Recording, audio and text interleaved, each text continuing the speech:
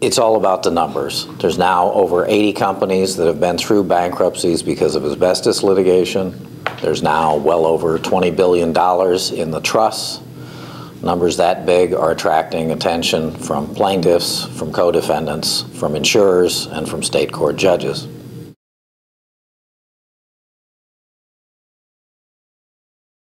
Transparency with respect to the large numbers is incredibly important today. Co-defendants in underlying cases, the insurance companies, are asking questions about how much money is being paid out by the trust and to whom it's being paid. It's more of an issue today in terms of settling underlying asbestos cases.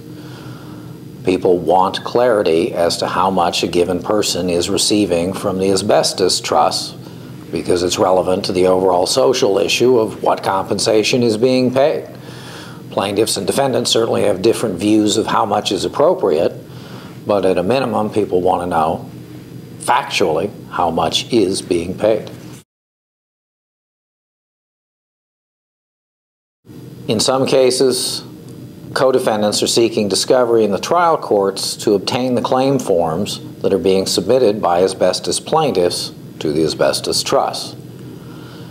In some instances, judges are entering orders allowing or requiring disclosure of the claim forms.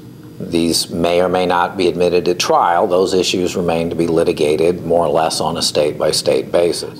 You also have some state legislatures starting to consider whether they should pass a law on the subject. In West Virginia, for example, there was a recent legislative effort that ultimately ended up without legislation, but instead the plaintiffs, the defendants, and the trial judge worked out a case management order to deal with the issue.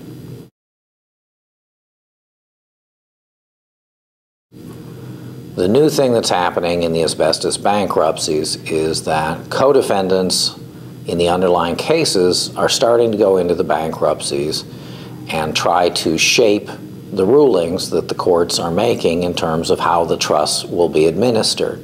A very limited number of defendants have done this before, but in general have been not very successful. It will be very important to see how the defendants presently paying attention actually do or do not succeed and what reforms or changes they're able to accomplish.